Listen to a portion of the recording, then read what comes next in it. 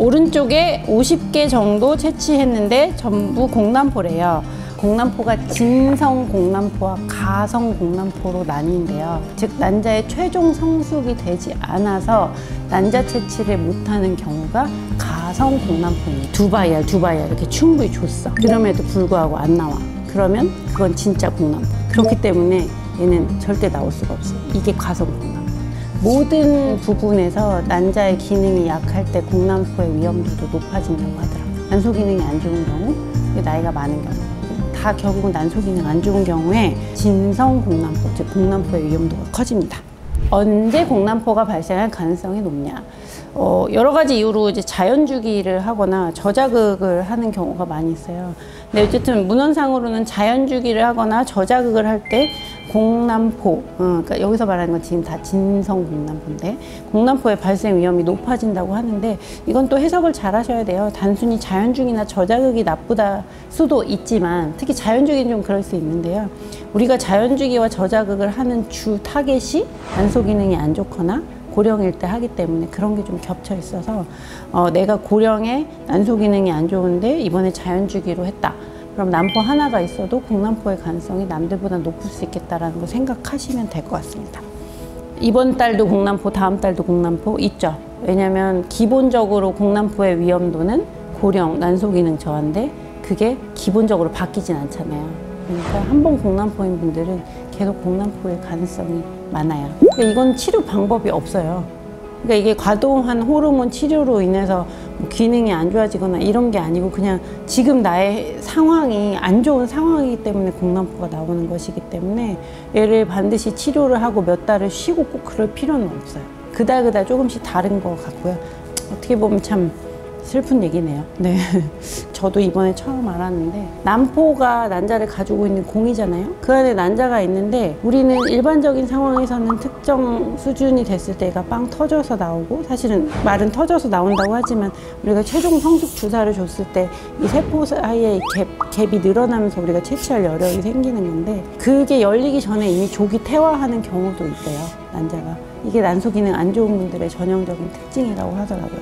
그래서 난자를 채취를 못하는 경우도 있고요. 고령에서는 그런 난자 자체가 염색체 이상이 있는 경우가 많고 그렇기 때문에 또 미토콘드리아의 뭐 자멸 등이 조금 젊은 난자보다는 많이 생길 수 있기 때문에 난자가 채취하기 전에 퇴화가 되는 경우가 있고 그렇기 때문에 몸 밖으로 채취를 많이 하는 경우가 있다고 합니다.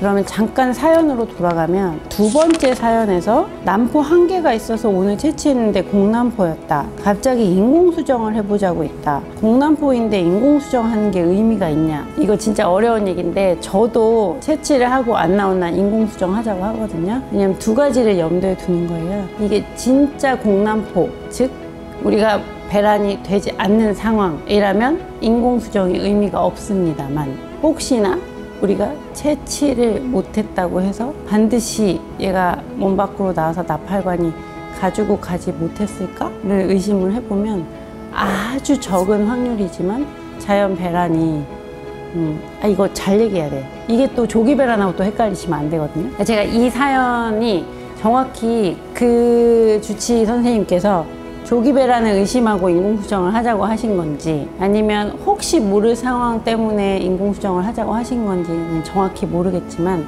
사실 저도 이렇게 많이 하는데 그렇게 하는 이유는 혹시 우리가 채취를 못했다고 해서 내 몸에서도 꼭 안 나오라는 법은 없기 때문에 그런 가능성을 염두에 그러니까 여기서 공남포가 난자가 없는 거냐 우리가 몸 밖으로 채취를 못한 거냐 이게 헷갈리시면 안 되는 거예요. 남포 안에 난자는 있는데 그 난자를 몸 밖으로 얻지 못한 게 진짜 공남포예요. 우리가 남포라고 생각했지만 그 안에 난자가 없는 건 이건 무록이에요, 무록. 그러니까 이거는 남포가 아닌 거예요. 네. 그게 헷갈리시면 안 되는데 헷갈릴 수밖에 없는 이유는 초음파로 봤을 때 차이가 별로 없어요. 그렇기 때문에 우리는 그 전형적인 남포의 패턴이 있어요. 하루에 1.5에서 2mm 자라고 어느 한 생리 주기로 봤을 때 한 뭐 12일에서 14일쯤에 18mm가 되고 전형적인 패턴으로 자라는 경우에는 이 안에 난자가 들어있을 거라고 가정을 하고 들어가지만 무록인 경우도 있을 수 있는데 그거를 감별할 수 있는 방법이 없어요.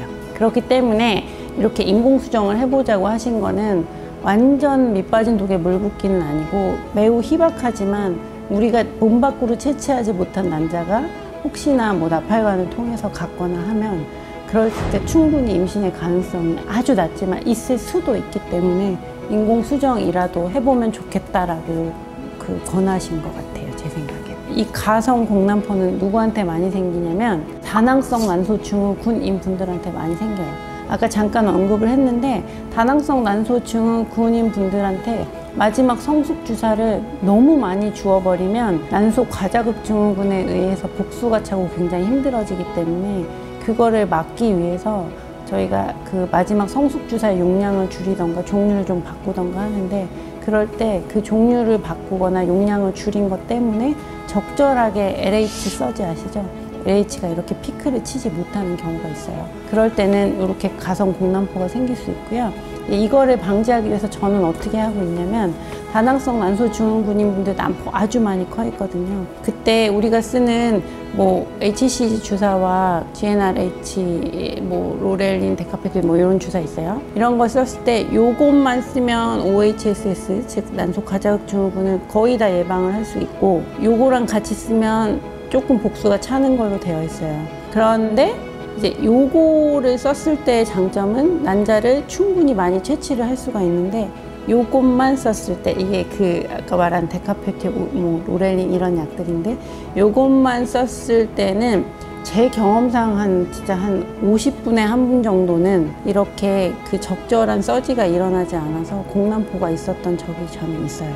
그래서 저는 이런 경험이 지금 한 10년 동안 12년 동안 2번 정도 있었던 것 같아서 최근에는 이런 가성 공남포의 리스크를 줄이고 난소 과자극 증후군의 위험도를 감소시키기 위해서 이 주사를 쓰고 난 다음에 12시간 뒤에 와서 피 검사를 하고 가시라고 해요. 그래서 그 피 검사를 했을 때 LH라는 호르몬이 충분히 높아져 있으면 가성 공남포의 위험은 제로가 되거든요. 그렇기 때문에 그런 방법으로 예방을 할 수가 있습니다. 그러니까 우리가 환경을 적절하지 못하게, 그러니까 진짜 공남포가 아니야. 우리가 환경을 제대로 만들어주지 못해서 공남포를 만든 상황인 거고, 진짜 공남포는 그 어떤 환경에서도 채취할 수 없는 게 진짜 공남포예요. 진성 공남포 진짜 슬퍼요. 왜냐면 아까도 말씀드렸지만 진성 공남포가 되는 위험 요인이 너무 극명하잖아요. 고령의 난소 기능 저하. 열심히 지푸라기라도 잡는 심정으로 열심히 키웠는데 안 나오면 너무 좌절하고 실망을 하게 되는데, 그러니까 뭐 주치의한테 막 뭐라고 하셔도 저희가 할 말이 없어요, 솔직히. 우리도 민망하기도 하고 미안한 마음. 그러니까 아까 말했죠.